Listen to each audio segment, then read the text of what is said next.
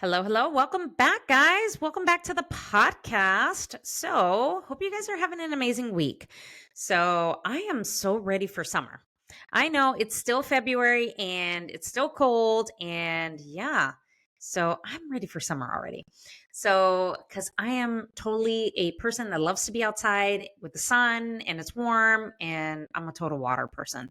And so are my kids. They like to be outside playing and doing all the things. Okay.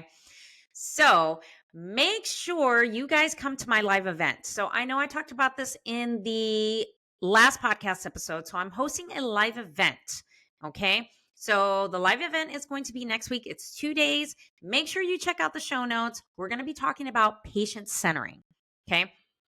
I am going to share all my knowledge and skills on how to do that properly. So make sure you sign up for the live event. It's going to be a YouTube live where I will be teaching patient centering.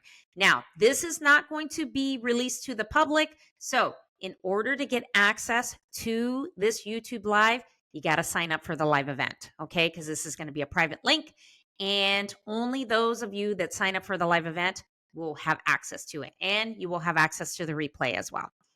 Also, I am taking 10 students for my 6-month coaching program, the CT Blueprint, where you come into my container. I'm going to coach you, get you ready to be the go-to CT tech, get you registry ready, and making sure that you learn the A through Z as far as the basics, your core exams, contrast, you name it, I am going to do it. So what do you get when you join?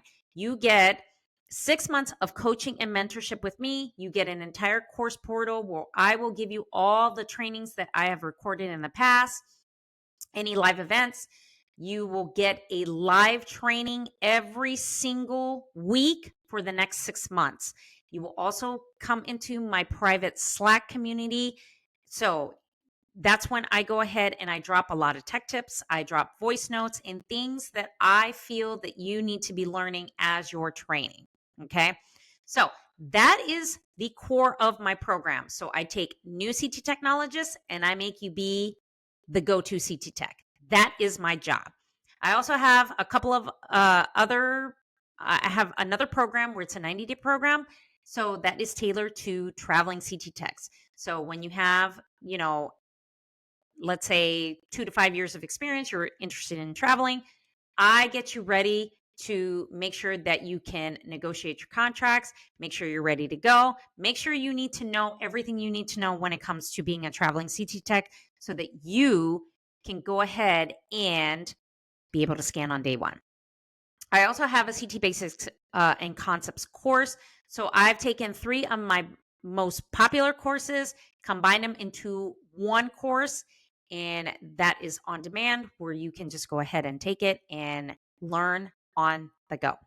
So everything is in the show notes. Make sure you guys get on all the action, and also follow me on social. Make sure you follow me on TikTok because I post a lot of protocol videos and a lot of educational stuff on there. Okay. So in today's episode, we're going to be talking about the 5 common mistakes that I see new CT technologists make and how to avoid them. Now, as a new technologist, which I was a new technologist 22 years ago, we often find ourselves making some very common mistakes. And a lot of it is through trial and error. So as we're learning, it's okay to make mistakes. We're not saying it's not okay. It's okay as long as we're not harming anybody, right? So these common mistakes and the things that I'm going to tell you how to avoid them, sometimes if we're not learning from those mistakes, can hinder the techniques to learn them the correct way. Okay. So I'm going to give you 5 of the things that I have seen throughout my career and how to avoid these. Okay. The number one thing that I see every single time is technologists not asking questions. It is very important, especially in this line of work and our modality, to ask questions. CT is a very complex modality. There are so many moving parts that you cannot contain a lot of information in your brain because it's just too hard, okay? Asking questions, like saying, why did you do this protocol this way? Why does contrast do this? How can I, position the patient when they're contracted? How do I immobilize the patient? Asking questions is going to make you a better tech. Listen, I've been a tech a long time. I still ask questions. Okay. Like there are no wrong answers. Okay. And if I don't have the answers, I will say, you know what? I don't know. Let me ask somebody and then we'll get you the right answer. So make sure that you ask plenty of questions because I see a lot of technologists that don't ask questions and then they think they know everything. And then when they're faced on doing some complex exam, they can't do it. So ask questions. The second thing, which ties into the very first thing that I'd said, is taking notes and keeping a notebook. Listen, guys, you need to take notes and keep a notebook. You cannot contain all that fucking information in your brain. It's physically impossible and mentally impossible for you to contain everything that we do in your brain. It's not possible. Okay. And there is no shame in writing things down. Like behind me in my office, there is a tub of books. Those are all my radiology books. And let me tell you, there are a shit ton of CT notes in there. And there's even a notebook in my bag because sometimes I cannot contain everything. And sometimes techs will ask me questions. And I'll be like, I did that at this facility because it may be a little bit different where we are. And I whip out that notebook and I say, okay, this is what we did, just to kind of give them another perspective. So my recommendation is take notes, keep a notebook. Don't be ashamed of that because writing things down is perfectly okay to remember and retain information. Okay. The third thing that I see is techs having bad habits. Okay. So I'm going to explain bad habits. Dirty rooms, not looking over orders and scanning wrong body parts, injecting people when they shouldn't be, not checking labs. Okay. Being lazy when it comes to patient centering, being rude to patients. Those are all things that I have seen. Okay. So you have to get into the habit of learning good habits. Okay. Making sure your room is stocked, making sure your room is ready. If the patient's coming, making sure your room is ready. Okay. With everything that you need, contrast, sheets, pillow, whatever it is that you need. Making sure that you look over your orders, check allergies, check labs, because that's very important. Okay. You can't just fly by, and making sure that you're reviewing the correct order and making sure that you're selecting the correct protocol. I can't tell you how many times technologists have scanned the wrong body parts because they were not paying attention to detail and not reviewing their orders. It's very important. We live in an electronic society where that can be missed. So before you put the patient on the table, before you scan them, make sure you check your labs, check your orders, check allergies, and make sure your room is prepped. I could tell you, patients see things, okay? Like I've had patients and say, there's blood on the scanner. And I didn't even know it. Like I'm going through the motions and cleaning, missed something, didn't even know. So patients do pay attention to details. So make sure you learn your good habits. Don't learn bad habits. Pick up the good ones, okay? Now, the fourth thing, I talk about this on every damn podcast episode because I'm going to ingrain it into your brain. And guess what? I'm doing a live event on this, okay? So get ready to hear it. Patient centering and positioning.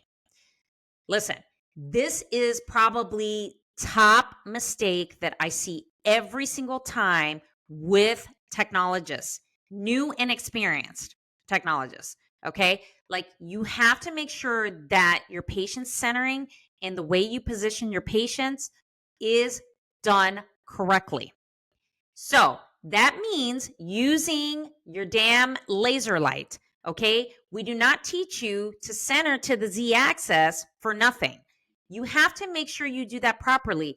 Let me tell you why that needs to be done properly, because the system is going to calculate the correct amount of dose if the patient's centered correctly. Okay. And then you're not underexposing or overexposing the patient. Now you're going to come at me and say, Karina, well, this patient's contracted, this patient's this patient's that. Okay.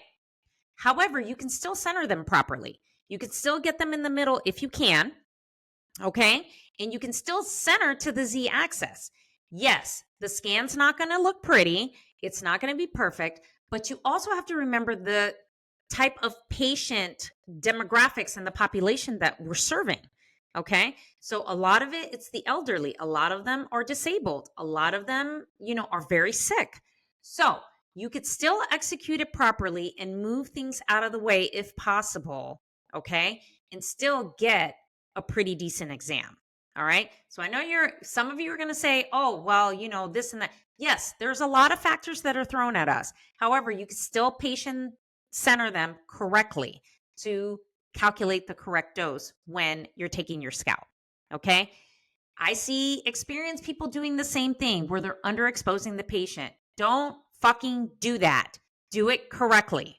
Okay. Because that's why you have your physicist breathing down your neck about dose. I can't tell you how many dose meetings we have every year that the physicist preaches about centering and making sure that doses are within the thresholds. Okay. Because we do have a threshold. And if you want to keep your ACR accreditation, you have to be below that. Okay. So patient centering, make sure you execute that correctly. I teach this to every new technologist I train. That is the core of CT, to make sure that that is done properly. Now, the fifth and final thing, which I always tell everybody to do this, is make sure you speak up. Now, when I say speak up is when you see behaviors that are not appropriate with, let's say, for example, technologists that are training you that are rude, that refuse to train you, that don't want to show you things, that want to gatekeep, that are just annoyed. And let me tell you, we all have bad days, okay? We all have days where things are not right. You start off, a bad day because something happened at home, whatever the case is, okay?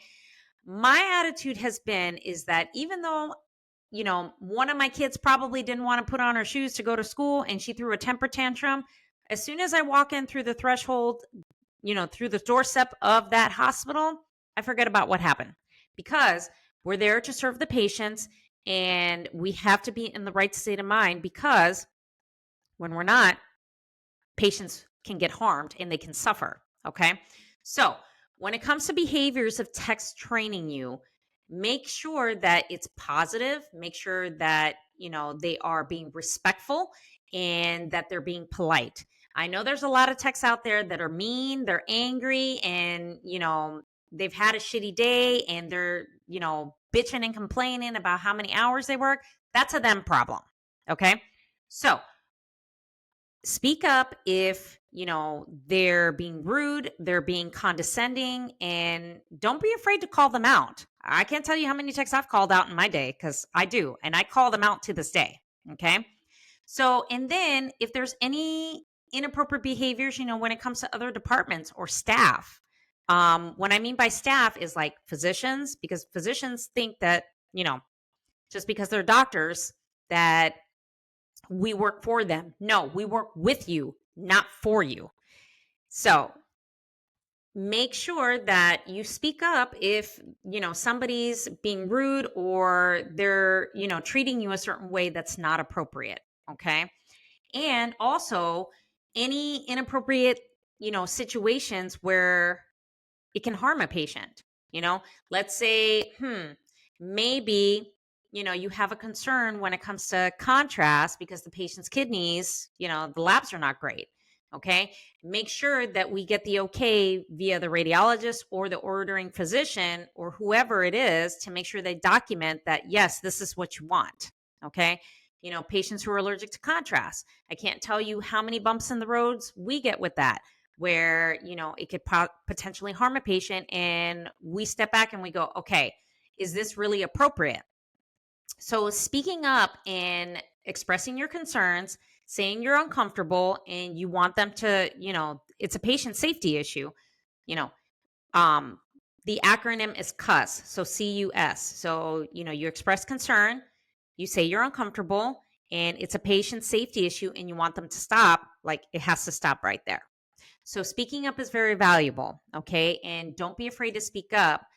you're not going to get in trouble because you speak up because you're trying to save an exam that may not be appropriate for the patient or may harm them, or you want to be treated with respect because just because some other tech, doesn't want to train you because they think that, um, you're going to take their job from them. I can't tell you how many times I've heard that, um, at different places that I've worked, that that's the case because you may have a little bit more knowledge than them. That's not the case. Like, we all are here to build each other up, collaborate with each other. And when somebody doesn't know something and somebody else does, like, it's a learning experience. That's what it is. Like, continuing education, you have to keep it going because things change all the time. Okay. So those are my tips for this episode. Okay. And that is what I have for you this week. So make sure you guys sign up to the live event, subscribe to the YouTube channel, follow me on TikTok and Instagram. Make sure you sign up for the live event as well. Okay. And if you're interested in coaching and mentorship, make sure you get into my programs because it's good stuff and I will teach you everything I know. Okay.